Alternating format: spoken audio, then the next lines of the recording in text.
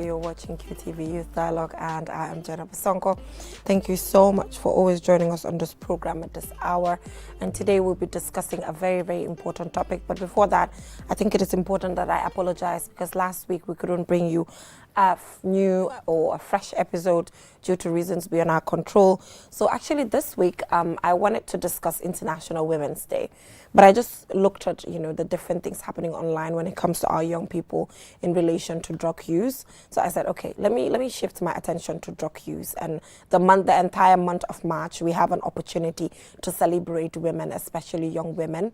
So we'll just wait till next week, inshallah, where we'll be taking a look at young women and the theme this year, investing to accelerate progress. Let us all try by all means in our very little ways to make sure that we do some form of investment. And investment does not also mean that it has to be huge. You can invest in any little way that you can to ensure that progress is accelerated. So like I said, we'll be talking about drug use. If you've been following trends online or coming across several videos, you would realize that there's now something called Kush, which is a drug that is now prevalent among young people. Young people are using it a lot, and it's harming them. The effects are really, really, really, really crazy. And it is important that I have individuals with me here who understand the subject and understand the reason why young people really will resort to drugs, even though they know that it is harmful. So I'm here with Gando Jibril Balde. Thank you so much for joining us from the Ministry of Health and Social Welfare. It's important that we have the ministry represented because they're the ones going into the communities, doing sensitizations and doing the research as well. And I'm also joined by Omar Conte. Thank you so much for joining us from the African Network for Information and Action Against Drug. They've been advocating against all types of drugs for the longest time ever. And it is important that they also, talk to us and we all come together and have a conversation about why is this happening? Why are young people still resorting to this, apart from doing all the things that are meaningful for them, for their lives? It's really, really sad. It's very, very sad seeing our young people using this way, this route. Sometimes I just think about it and I'm like, what can we do? That's the question I keep asking. And the people I throw this question to most of the time cannot even give me a solution, and it makes me even worse. But gentlemen, thank you so much for joining me on the program. Gando, you joined us on the This Morning program, yes. And that is when we had this appointment. Because like I said, I feel like it's a topic, it's a pressing issue, and we really need to discuss it because our young people are really getting in trouble with this Kush. So first of all, when did the ministry realize that this is being used in the Gambia? How recent? Thank you very much, Jenaba, and my colleague, and all your viewers on the Youth Dialogue. It's a pleasure to be here for the first time on your Youth Dialogue. So thanks you for the invitation. So as you rightly mentioned, the question, when did we first realize this? We first came into contact in this with this kind of cases of Kush users in 2018, according to our records, 2017-2018, and then that was due to some patients who come in to our outpatients, and then we registered some abnormalities because it is often they come with some form of symptoms that manifest after the use of these drugs. So since this was very new, even us at the Ministry of Health didn't understand what we were dealing with. Right. We just see the symptoms and then we treated the symptoms, because sometimes you don't actually have to treat the disease or the problem, but you treat the symptoms that are manifested, that are showing. So, and these symptoms, they include things like, drowsiness, things like dizziness. Some will manifest, difficulty breathing. You understand? So these symptoms were treated. But when you look at it, from that period to now, we have seen, an occurrence, of these same type of symptoms, people with the same type of symptoms coming into the facilities. Right. And according to the line list, that is the list of, people that came with similar, symptoms, who also accused of using this substance is numbered up to 30, you know, who we have, you know, seen in our main referral hospitals, which is Edward Francis Small Teaching Hospital and then Carnifin General Hospital. So we have seen a total of 30, and then out of those 30, as Lamin said the other time, we registered 2 deaths. But as far as this thing is concerned, it is still under investigation because death can happen at any time. Right. You understand? You can use a substance and then you die, and then that might not be actually the cause of death. You understand? It might be related, but it accidentally occurs at the same period of time. But out of these 30 who came with the same following symptoms that I just mentioned, you know, 2 of them died. So, and that's why, and then the ministry, we have a unit that is the Epidemiology and Disease Control Unit, Right. which Lamin, my colleague I came with on this morning, Right. this Monday, is part of that office. And for those people, their mandate and responsibility is to pick up, you know, disease occurrences that are not normally, you know, seen within our, you know, health system. Right. So they pick up these incidences that were reported at these facilities, and then they were showing these same, you know, signs and symptoms. So they made a list of those people, because every month all the hospitals and the health centers in the country, all the patients that go into those facilities, they are recorded. And at the end of the month, there is a segregation of those records Right. to see how many malaria people were seen in the month, how many came with diarrhea. So there are certain diseases which are put under surveillance. And those diseases will include diarrhea with blood, you know, is under surveillance. So anytime it pops up in a facility or in a hospital, it will be reported to that office that we have registered 1 diarrhea with blood. Or if they have reoccurring. Yeah, Yes. even that was the first one, they will have to report to the office that this have been seen here. If they see any yellow fever, it will be reported immediately. Even one, certain diseases, they are so much under control that even one case, when we see it in our facilities, we raise the alarm flag. That alarm flag is what has been raised with the is called to the EDC, which is the Epidemiology and Disease Control Lamin's office. Drug. So that's why that alarm was called to those people, and they are also mandated to do their investigation. So even when you remember during the COVID, we the used to do our updates at the EDC. Okay, so that is where you have thing. the Center for Operation in Emergency. But we have Mr. Omar Conte here, who for a very long time, as young people, have been advocating against the use of drugs, any kind. I know the time they started. Smoking for them, they just against tobacco smoking. Yes, drugs and this comes under, you know, drugs, this push we're talking about is drugs related. So we can always, you know, put it under your mandate. But generally, throughout your advocacy, when you talk to young people about the use of drugs, what is normally their perception? What do they normally say to you? Yeah, good evening, viewers. My name is Omar Conte. I work for African Network for Information and Action Against Drugs, which is an acronym to RAID. It's a French acronym.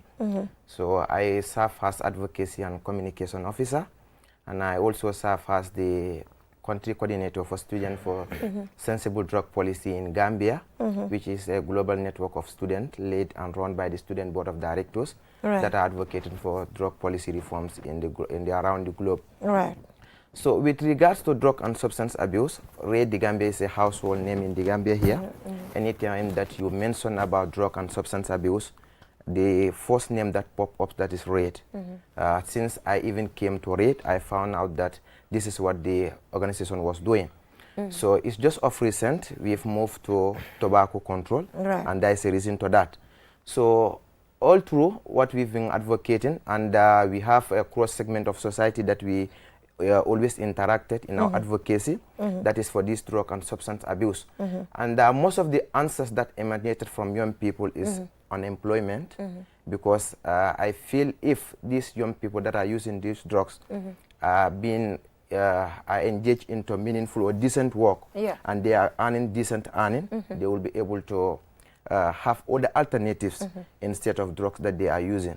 So another thing is the accessibility that most people are confirming to us, because there is an easy access to some of these drugs that they are using.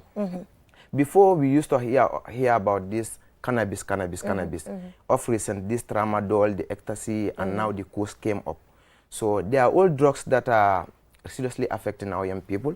And if you look at the section of the youth population in the Gambia, we constituted majority of the population. And if this menace is not being taken care of, we might see ourselves into some place there where we are not, we supposed not to. So it has been a trend, and we've been advocating for young people to have an alternative life other than drugs and substance abuse. But these young people use money to buy the drugs. Certainly, yeah. So I don't buy, okay, you know, it's not my opinion here, doesn't matter.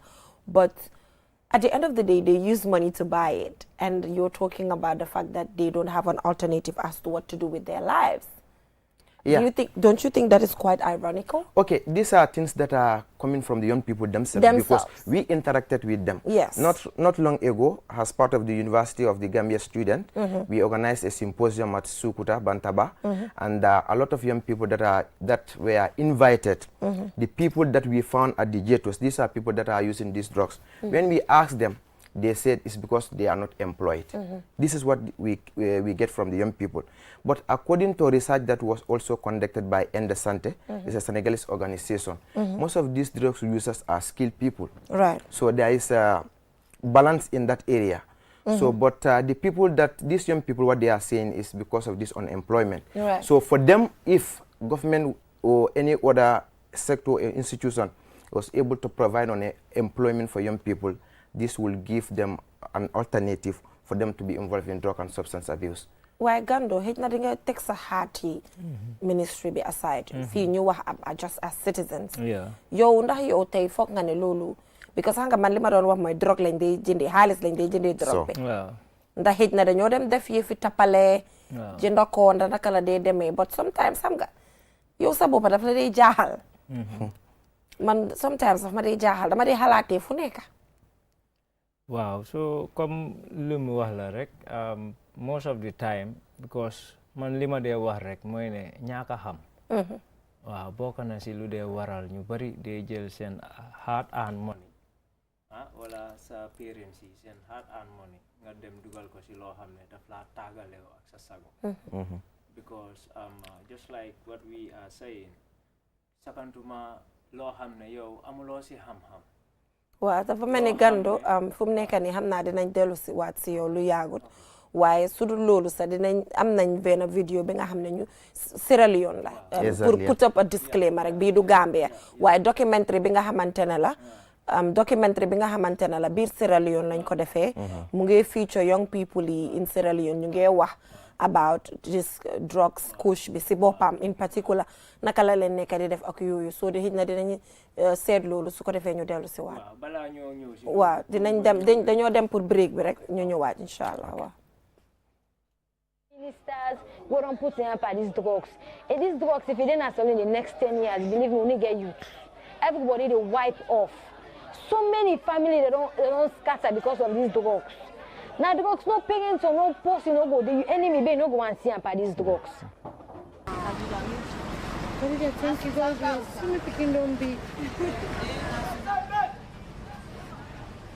Her name is Hajaratu. It's the first time in 2 weeks she's seeing her baby. She became an addict after family breakdown left her homeless. For the first time in years, she's hopeful for the future. I get for try for sit back and was so I go continue my study because I want to be a lawyer from small and then I be my dream. As she continues her recovery, Hajaratu has decided to leave Emmanuel in the care of the charity. I'm more safer with Andan. I go with Andy because I'm in a bush in a village, and I want to make it get a better life. My life not be like my own.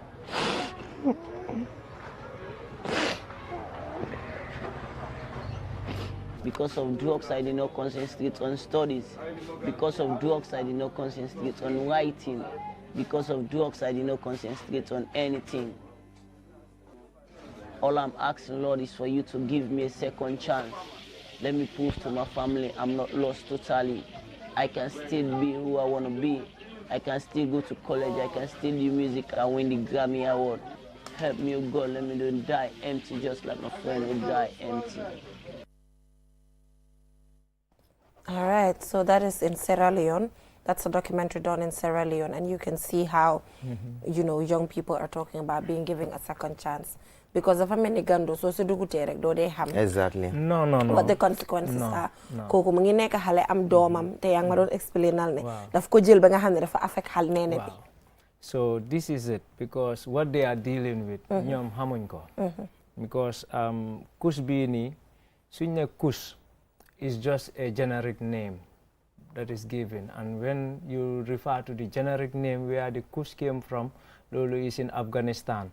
Mooy ñooñu seen taay bu njëy bay Afghanistan. Exactly. Indica yooyu lañ tuddee kus, because there is a region in around Afghanistan, Pakistan bu tudda kus. So taay bu dee jógee kus, comme fii nga ne taay bu dee jógee Casamance, ak bu dee jógee Foni wala bu dee jógee Sierra. You understand? So kus is a region. So now this, and the region is known to produce a very good quality of you know, cannabis. You understand? That in sativa. So legi so good so much so that legi ku buga jaay lu baax rek da nga ne kus la amee. Because kus ñëpp xamee nañ ne ñooy amee original form of cannabis sativa. So noonu la woot bi ñëwee. So but now the kus that we are seeing it's not the kush that is from Afghanistan. Exactly. This kush is mostly made up with a cocktail of opioids. Exactly. And when you talk of opioids, you are talking of prescription drugs. Lañ jël jaxase ko. Ba pare prescription drugs yuñ jël jaxase ko, loolu luñ ko dee defee lopitaan mooy pour faj severe or acute pain, or ñu am cancer façon pain yooyu noonu. It's just like a painkiller. Pour ñu knock la down, pour mu knock la down. Wow. Because you are experiencing too much pain. So ak nga dem surgery, you understand, ñu operate la, am nga healing boobu noonu, process boobu, nga am that pain. So those kind of opioids like tramadol, like fentanyl, so ñoom léegi yooyu criminal yooyu la ñoo jël. Mix ko tooga ko in a cocktail form, e pare mun nga ko spray si any ñax, because ñax bi is just a vehicle exactly, yeah. Pour nga mun ko tu, pour nga mun a inhale the substance. What? You understand? So that's how bad this is. So this is what they are using to adulterate the either cannabis bi, you spray ko fa with that cocktail of, you know, tramadol, fentanyl, ba léegi sax ñu ngi see tuumal human bones. Wow. Because they need sulfur. Sulfur is known to intoxicate people. So, and human bone is known to also have a lot of sulfur. So they say, since we cannot get the sulfur from the market directly as criminals, let us go and dig the graves. And there we crush the bones and we can. So these are things that are being accused of being in the substance now. You understand? So, but man dama gis benn video buy make rounds kuñ clip lamenyam bi. Wow, because we will come to that, because that is when you see the signs and symptoms of somebody who use this kind of substances. Wow. And even opioids family, yoo xam ne dañ ko dee use pour treat comme feebar ñu feebar am pain yu métti yooyu noonu, comme ñu am cancer pain, or surgery pain, you understand, those kind of pain. Façon yooyu noonu lañ ko jagleel comme fentanyl, tramadol ak yeneen xeeti opioids yi. So léegi yow soo jëlee loolu joxuloo ko ku feebar, ku wér nga ko jox. Dara jotu ko koo xam ne 100% dara jotu ko, defut surgery, amul cancer, amul métit si benn yaramam.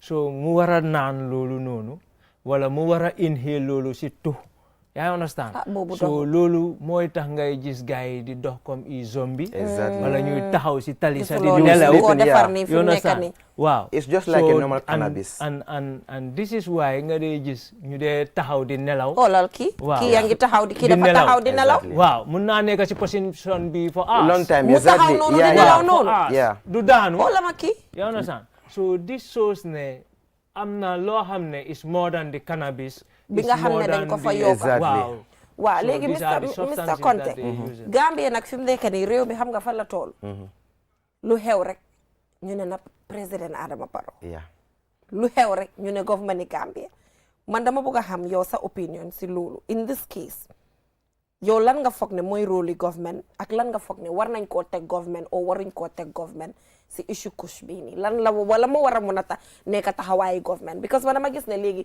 lu xew si dëkk bi rek si kaw government lañ ko dee teg kush bi sax am na ñuy na waaw government bi la xam nga government bi moom meluñ nii lañ mel so yow nekkuloo under government or anything as a civil society independent person yow lan mooy sa take si kaddu boobu noonu about this young people and drug use, especially this kush? Okay, firstly, just to buttress on what my colleagues say, the kush that we are talking about right now, it is the thing that is trending on social media or any other WhatsApp platforms. So, but the word kush, has he rightly mentioned, is emanated from Afghanistan. So it's just like a normal cannabis. But the report that is coming from Sierra Leone and the one that we are hearing from Gambia here, we cannot correlate them because as to now, we did not know the level of content, the human bone or the tramadol that he's talking about, or fentanyl. At this point. Yeah, exactly, the one that is consuming in Gambia here. We cannot say anything about that. So it's just assumption, exactly. Investigation. So even yesterday, we took this report from Freetown that they are using this kind of but Gambia is currently doing its investigation. We are taking samples. What the government is doing, relating to your question, we are taking samples. Exactly. And we are following the Ministry of Health, because now we have different ministries working together. Exactly. Even Drug Law Enforcement Agency, yesterday, there was a committee meeting, a task force was established. And they are part of the task force. Ministry of Health is part of the task force. And in the Ministry of Health, you have 3 units that are part of the task force. You have mental health, who are part of the task force. You have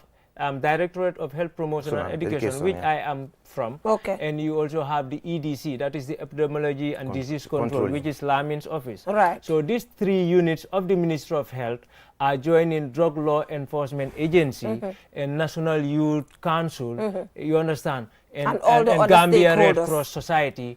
They making a task force. As far as this case is concerned, investigations are ongoing still now to determine if really they are using fentanyl or they are using human bone or tramadol on the kush that is in the Gambia. Hangalana important.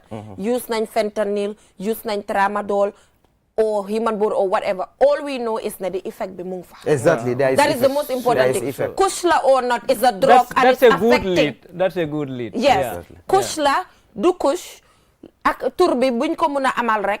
The most important thing at this point in time for all of us as Gambians, there's a drug in the public domain that is affecting our young people.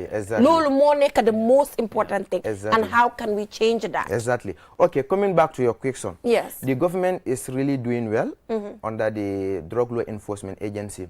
If you are a keen follower of them on Facebook, every now and then you will hear some cases of seizures on these drugs. Hadn't been there is no drug control department, that is the Drug Law Enforcement Agency. The current state that we are right now, it will be worse. Exactly, it will be worse than that. But in as much as effort is being made, there are some of lacunas in that area.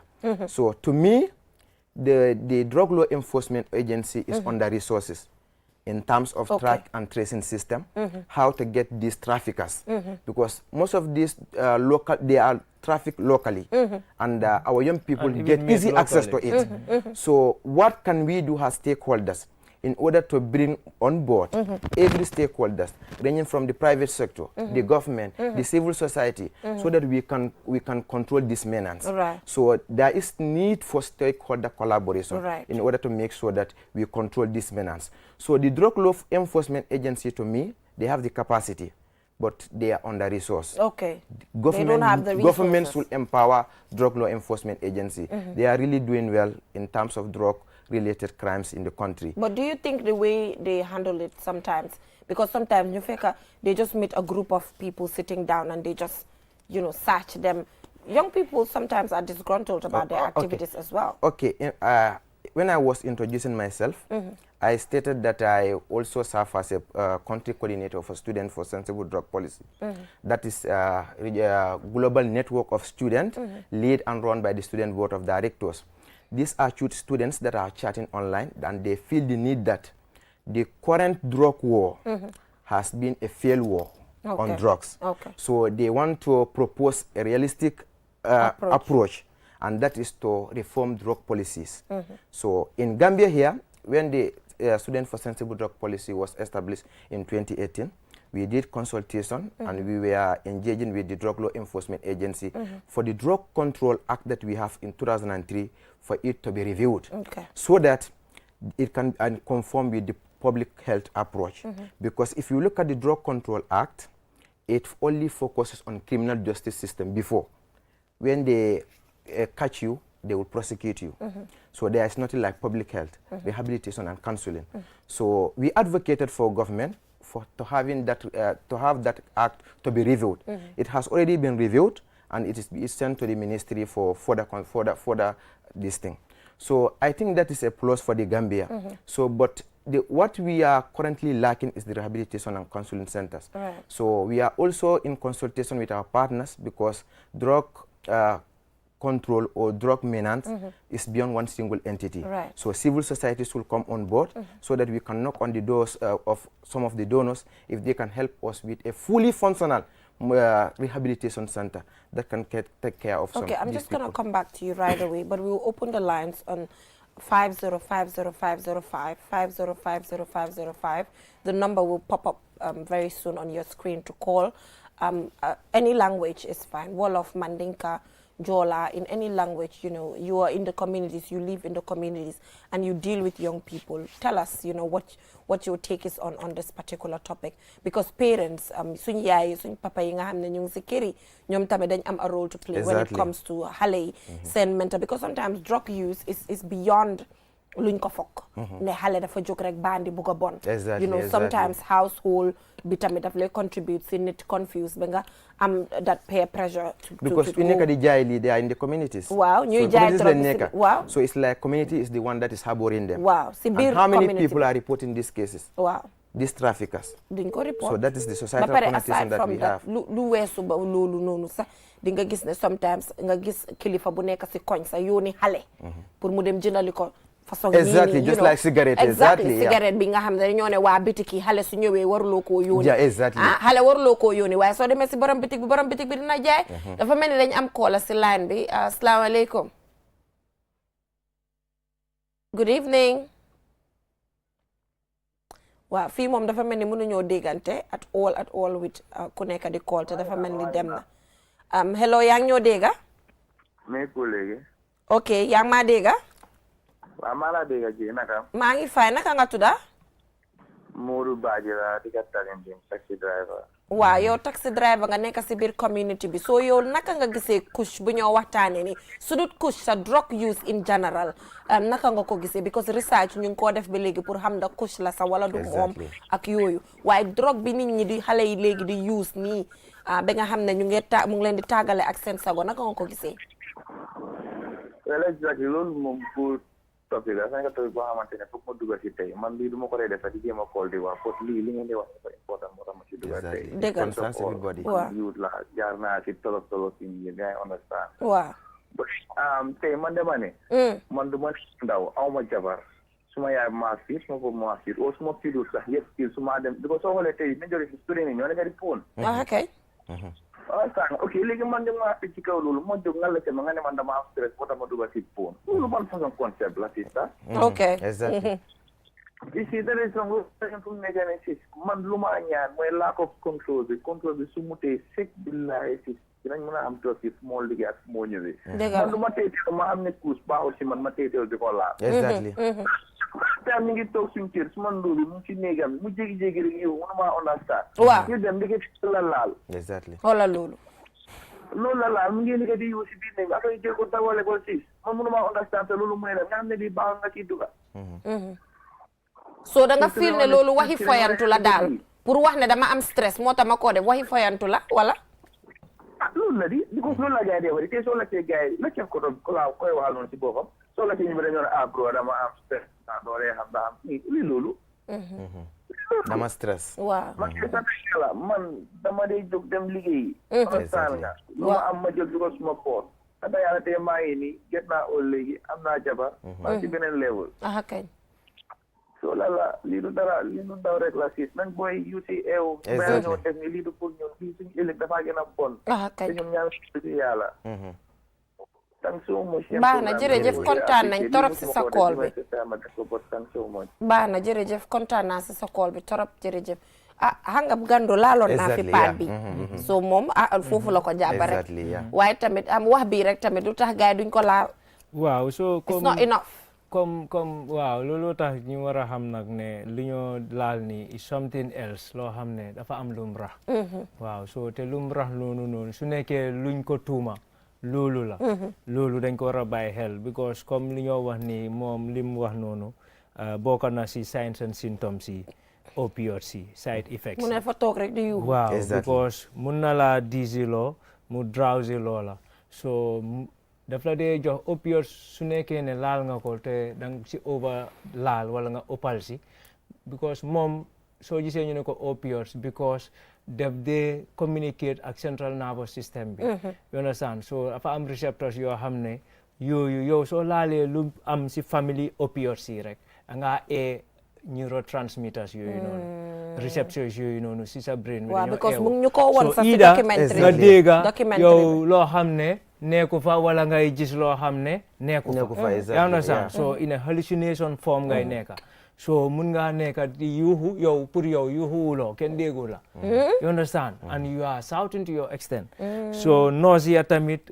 ñeneen dinañ wëccu yu métti yoo xam ne you cannot control it constipation ñeneen seen biir yi dina wow duñ dem kama days because opioids yi su nekkee ne bokk na si loolu laal da ngaa gis ne sa biir bi mobility bi movement biir bi daf ko dee slow so yow soo lekkee dara pour mu jël normal process pour mu àgga to the intestine du ko def so mun naa jël days mu constipate et pare tamit mun na laa indi respiratory depression nokki bi waaw so looloo dee waral bi ko ñu bari seen làmmiñ yi bugg a deelu mu block sa airway bi te sa airway bi su bloqué loolu mooy overdose man loolu jaaxal na ma de ñu dee dee ñuy keppal làmmiñ yi jàmbur yi because su defut loolu dafa block so léegi li ma bëgg a xam keppa boobu ba kañ non dañ ko lifin because am na drugs yoo xam ne su nekkee ne opioid related la nañ la ko mën a jox then mu cut down the process then after gars yi dimbale la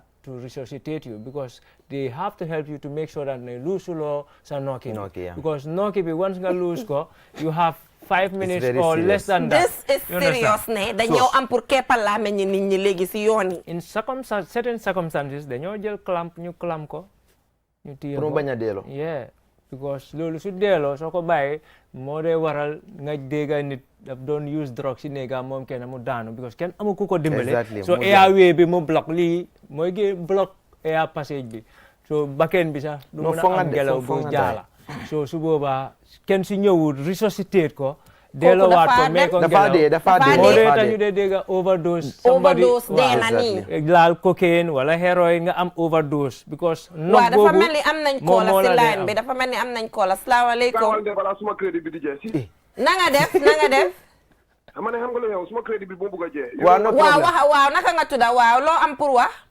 Omar laa tudda sister affaire bi nii ku ko xamul doo ko mun a wax man I know much about this and then mënuma dem fenn pour wax you get me waaw and then xaw ma sax naka laa leen meeting and then kay ko talk to Ministry of Health sax dama bëgg a wax ak ñoom I know much about this waaw waxal ñu ngi laa déglu waxal crédit bi bariwul ba pare soo pare nga bàyyi sa nomba si suuf léegi yow lan nga am pour wax ok dama am pour wax gis nga ñii doo leen dee dimbale nu ñoo defee nii de ñii da nga am pour dem ak gaay nga tooga Oh, dafa mel ni Very credit am bi important, jeex na yeah, yeah, waaw but waaw it's a very dafa important mel ni decision. credit am bi jeex So na there are people within the society ñi nga that xam ne know xam nañ exactly, dara yeah. waaw loo xam ne ñun xamuñ ko sax ñun Exactly. waaw people That are is why, because concerned it's still under review. Wow. We don't know whether the one that is being used in Sierra Leone is the is same one ak exactly, yooyu loolu yëpp dañ si war a because seet if you talk about kus is a general name, it's a cannabis. man But daal the things kus bi that they sax suñ add ko into tegee man sax tur bi matawut si man da fàkk ne symptômes yi yëpp mu ngi am man loolu moo ma itil tur bi matawut de lu moo def si société bi daal xale yu bëri dañ ko dee jël waaw waaye xamuñ lifin bi the impact bi or the effects just like the seizure that the young girls are because the last time Serekunda Hospital received the latest cases, 2 cases, and one of them couldn't make it. You understand? So in that circumstances, Kondina Hamne is something that is very alarming, and that's why the Minister of Health, from the minister down, they owe everybody for updating as far as lan lañ nekk di def towards am nañ koola naka nga tudda man maa ngi tudd Sirif Sow di collège Bara. waaw so yow lan nga am pour wax ci topic bi tey. topic bi tey kay xanaa jërëjëfal leen bu baax a baax kay. dëgg la. waaw topic bi moom lu am solo la moom. waaw comme kus bi moom waaw président bi war na see def loo xam trop kay. baaxut de. waaw waaye nga ne kan président ni dëkk bi. waaw comme gars yi ci war a gën a taxaw daal war nañ cee taxaw trop ndax lii moom nekkul ne. waaw waaye yow youth si nag lan nga am pour wax youth yi ko jëfandikoo. youth yi koy jëfandikoo kay moom comme lu ma am lu ma leen di wax. suñ ko comme ñu bee ko daal vraiment. ok xam nga lii laa la doon wax about président ni dëkk bi. because so everybody has a stake. waaw because lii dafa jafe tamit to deal with. loo xam ne nekkul ne dafa duga plane ñëw. dugut plane. si Poros so border si la awee. suñ ne Sierra Leone.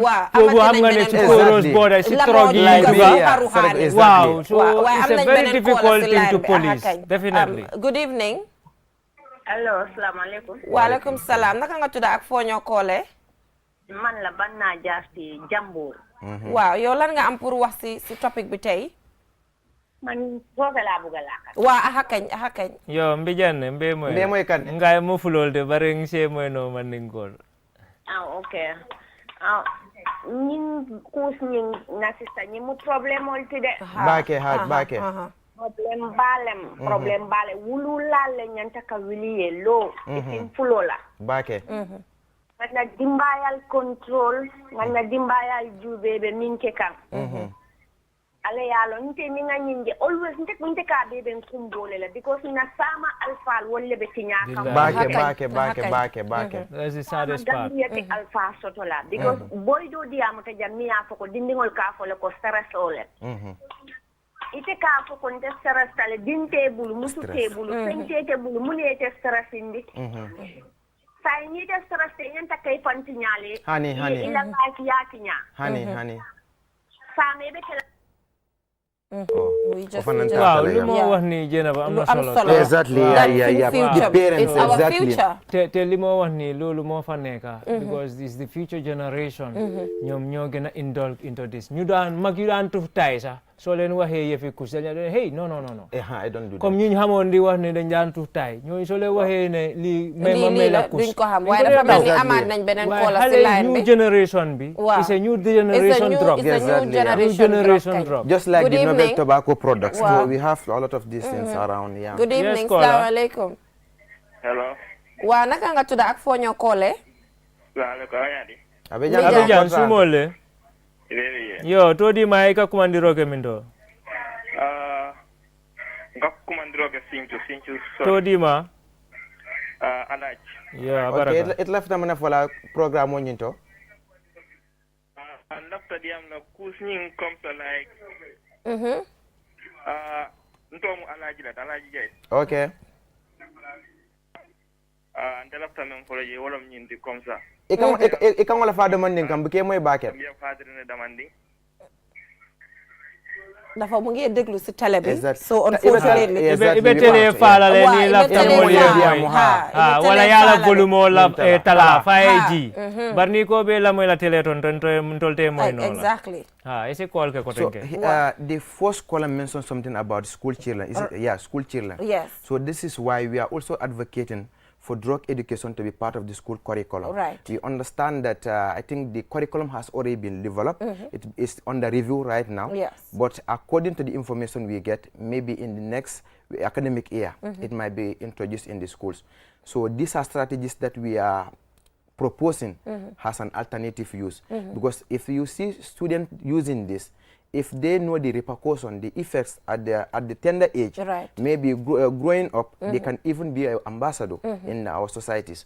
So these are something that we are advocating so for. using school children Exactly, as a way of changing the narrative. I remember there was an advocacy that we did last year.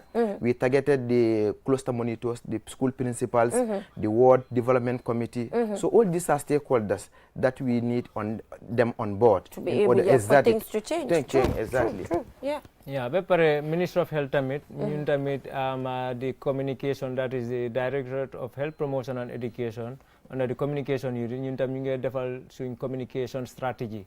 Pour gis ne we have, communication in the schools, school health talks. Exactly. You understand? We go to the schools, sensitize the kids from there, because we believe that they are getting these experiences starting from the there. school, exactly. So not also forgetting those who are out of school. Schools, yeah. So that's why we will also have some communication that will be targeting communities. We go into communities ghettos, to meet those in the ghettos Exactly. who are It's not in easy school. to target them, but there's a strategy that you can also use. we will be You have to having make sure that you have to be part of them. Yes. For them for you to exactly. We have a so caller, we have I a caller. Good evening. Good evening. How are you? Fine, thank you. What is your name? My name is Idrissa. Yes, so Mr. Idrissa, what's your take on this kush issue, or just generally drug use among young people? Ndaba min fala, ndaba man sakundala blame la for it, because you know why? Sama alfa lu man sakundala nyanta lole. Bake. Because min drug min kana akabana bankola kan anu gamne has security. So nin security mi yarango man sakunda mala yuto hame yuto ba yuska. Man sakunda fa ne siyasa get. Because uka border la close kana Gambia. Anu drokol min ka dun jang drok gele dun de man sakunda mul sama kijo la kay kan andi ke mutale. Drokol tere nyame bukatem. Anyim drokol business man la ke dundi mol la banko kanja. Ani ni kanyum tan min demu dan don kol bulu. Ni don kol manje problème otide. Do katalo ni yalla ko business man non yalla ko ba banko ka wala kanyum drokol du amna man sakunda yelon. Ni kus ni konko ni de ko din jam. Gosme nyanta simfala tala ko kele banko dingol protect. But Gambia la man sakunda man tara banko dingol protect. That's why you should be overuse ka. Because in government banko la to na ila banko ka. Wamina ele bango ka nyaji de masakunda and you have a security in your country. Obekele nyaji de ko du ile bango kan akawasi do du tole ile du tole bat nyari. Dinna government man any step ta ka ile bango du ngam ile just to protect. Masakunda mo mol has let's take the truth. Abaraka bake, abaraka bake. So yeah. Mom Gando. That is that. Wa alaikum salam. We have another caller on the line. Good evening. Sister Nade. Jama rek naka nga tuda? Man maa ngi tudd Alpha Omar Soare. So Alpha Omar, yow naka nga gisee suñ topic bi tey drug use, especially kush bu ñëpp di waxantoo. Very interesting. So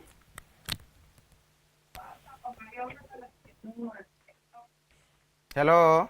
So affaire bi is very interesting because lii dafa nekk loo xamante ne mu ngi yaaxa youth si especially ñun ñu xamante ne ñu ngi am xale yi ndaw ñu ngi juddu si ron dañu war a control dëkk bi especially the borders point entering points because soo seetloo affaire bi xale yi ndaw ñoo nekk di jël affaire bi nii xamante ne mu ngi yaaxa the future of the country tomorrow. Man dama dee seetaan xale yi si mbedda yi dama dee dugga fii génn fii xam nga fu ma waaye ni waaye nu ma gisee situation bi ñun Gambie ni ñu ngi caaxaane loo xamante ni dafay yaxal lu bare ëllëg because soo seetloo dëkka fii coo xale yi ñu war a nekk ëllëg mag ñooñu suy yaxoo tey dëkk bi naka la moo mën a demee we will not have productive lu jara laajte de soo seetloo tubaab bi seen boppa soo seetloo tubaab bi seen boppa suñ teree lii nit ki su defee lii dañ ko war a delloo fu mu jógee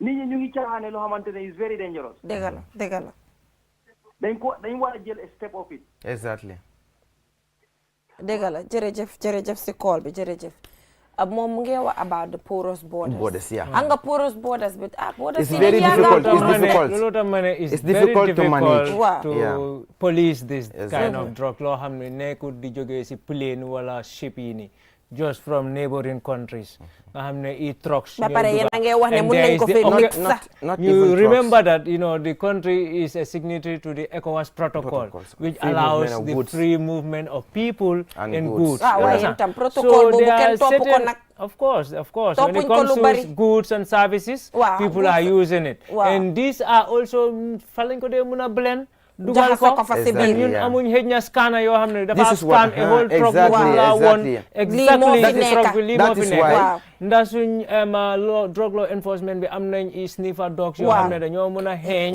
seet na lii tramadol or fentanyl so these are things yoo xam ne ba pare yéen ak maa woon ne mun nañ ko fii cocktail bi mun nañ koo jaxasee sa xam-xam la cocktail bi i chemist ñoo ko def xam-xam jaxase ko so nit yi ñu ngi jàng up to that level you understand so that's why lu important mooy ñu sensitize nit ñi won leen ne the dangers associated with this drug and what kind of substances what kind of chemicals are put in this drug pour gaay xam comme like li ma la wax ni the opioids that we are using because those opioids they are things that loo xam ne they are not for ordinary disease cure or treatment or severe pain koo xam ne dafa dem surgery koo xam ne dafa am cancer koo xam ne dafa am chronic pain yow amuloo si benn fentanyl for example according to the American Center for Disease Control ñu ngi laa woon ne fentanyl is 100 times stronger than morphine and 50 times stronger than heroin. Look at that. So if people, criminals can know, if they know, they know. Exactly. So if they can use that to cook that for you and put it in a grass and you inhale that, I think the best thing we can do as a country is to let our people be aware that this is not ordinary grass or weed as you used to know. This is something else. And you have to be very careful. If you use this, you can get this. And this is what we are doing as a ministry. You start Nenko, and this is not going to be the end. That's why the Epidemiology and Disease Control Office Summit, you pick up this as an epidemic, as an emergency. No, it's an even health emergency. Epidemic. Niti duñ baye hell. You can type in your Google or TikTok or anywhere. Ngane opioids crisis in US. More gonna serious. Exactly. Yeah. Opioid crisis in US is a global problem. Phenomenon, Now they know that opioids are the most strongest painkillers. So now criminals know that they are using it to mix it with these drugs. So exactly. yooyu la ñoo defaree ecstasy sax li pills yi ñoo def dafa ñaaw. So now ba pare another thing yéen a dee dugg si dëkk bi di advocate. if léegi su dut couche bi sax tux dafa ñëw nekk fashion. Exactly. Fashion laa ko gisee si biir I don't know like seen research bi ndax yóbbu na leen si area boobu it's becoming fashion among young people because si sisa bi ñoo use ni la moo doore from because dañ ko jël as fashion so tuxut sisa rek yow doo maybe they don't even know the effects of that scissor because according to research a puff of scissor is equivalent to 3 sticks of cigarette. 40 someone telling you 40 sticks. And each cigarette contains 4,000 different chemicals. So that one is the strategy being done by the industry. To modernize it. To modernize exactly. So you have a class. There will become a time. So amut bottle bu design a bottle. Guy du ñëw pour tout ça. So even those scissors. Da nga dem foo xam ne hey kii bottle am bi. Exactly. Pipe am bi. Pipe bi sax they will have to comment on design it. Make it sparkle. Yeah, you understand. So of recent, now, even this around this December, tobacco you see companies this are thing. getting wise. Wow. They know that our normal cigar like this is ordinary now. So Exactly. people are Now doing they It's have no to more make it fashion, nice. yeah. They It have has to to make be it fashion. electronic cigarettes. Yes. So even this Caesar, they have different flavors. You have The mint, exactly the mint, the strawberry, strawberry, apple, the pineapple, banana. but they don't know the effects. Caesar is 3 times dangerous than cigarette. Okay. If cigarette can kill, why not Caesar? So these are some of the strategies that the tobacco industry is using to entice our youth. Okay. So you will surprise that we are not seeing some of these issues Gambia here, but go to countries like South Africa. They are available in the streets. They can sell it anyhow. So in Gambia here, we have a Tobacco Control Act, which clearly states that there should be a ban on public smoking. It is a law. Why lolo? You too like lolo. Exactly. I paper so in the Sibir cupboard. Okay, there was a right time. now we're lolo. No. Dafa many anti-littering law buñ tek rek. Te implement Enforcement is a problem. Enforcement is a problem. Enforcement is a problem in this Enforcement, country. because the problem is, do you know where the problem emanated? Wow. Because most of the resources, we are the one that is supporting the ministry through financial resources. We are also writing proposal to our donors. So if they support us, we are also supporting the ministry to complement their effort. So most of the support that they are getting is from us. We getting from another source. But there is no domestic resource mobilization in order to promote sustainability in this area. So that is why at times you will see 1 week enforcement. The later next week there's exactly no enforcement. so. Serious, So it's funds. We have 2 minutes to go. So Gando, what are your final words? Lan moy sa final words bala ñu tëj. Man li ma wax rek finally mooy pour youth yi ñu gën a bàyyi xel xam ne what they are seeing is not what it is. Comme lu nekk di gis, there can be more to it. So since the ministry, drug law enforcement and other stakeholders responsible are trying to find out actually whether opioids yi ñoo wax ni they are involved in this cause. So looloo tax ñu indil leen the dangers of opioids and what opioids can do and how dangerous it is to their health. So the symptoms tamit yi ñoo gis daf dee xaw a similar with like opioid overdose. Koo xam ne dafa overdose opioids.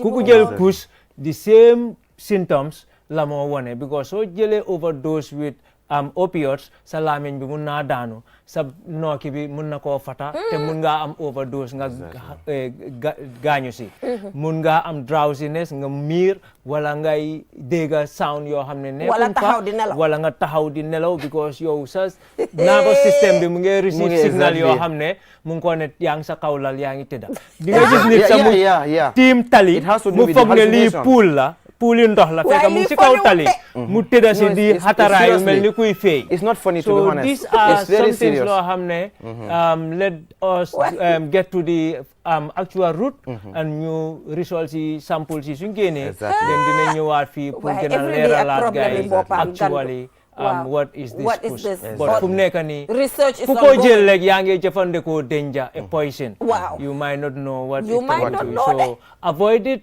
Man, to me, I consider it as a poison. Because any drug, even paracetamol, so that's a poison. You understand? Because it's no more a drug. If it is not prescribed. We have a minute to go, so final So just to summarize, for the local viewers, comme me mfo kanten wala mo nyung kusmi an kabe ke kanten. So ntol simone keno puro kambulo di nyola kanyoma koy man sakunda lembang na family lembang na society kono be ke lolati nga make sure na young people nge fatande nyem fam mi alan ko ka fay kuslem comme ça nya fa nyame han sa yembe kisi ro ke kande pour ka jibe mul ka min ka fo Sierra Leone fo hadama di kulo nye ka wala ka kan mi alan ko ka na jahasi pour ka di molla kus ngalo nyame comme normal cannabis lem wala time mi alan ko no it's just a normal one so bari ka fenne ka kan min ka tinna ni ti ya saba ka kudi la mi alan ko manya fa dara daminto ake futunde je comme nyen kam mi foten poisinolam so mbeke ambassador ti nga make sure that na young people nge protect from these harmful effects of this cause that we are. All right, thank you so much, gentlemen. Gando, thank you so much for coming. Thank you so much, Mr. Thank you. It's a pleasure. comme ni ngeen ko waxee rek suñu young people yi yéenay suñ yaakaari tey yéenay suñ yaakaari ëllëg so suñ duggee si couche bi or any other drogue bi nga xam ne dafa jaxase seen xel kon de suñ fiico Gambia dina lëndëm de te fi mu nekk ni sa leeragut so nañ make sure we do away from these things. I know it can be challenging sometimes, it can be difficult, but let's just keep on. And the sensitization should continue. Exactly. Yeah. So have a good night till we come your way next week with another interesting program. Thank you so much for joining us. Bye for now. Thank you.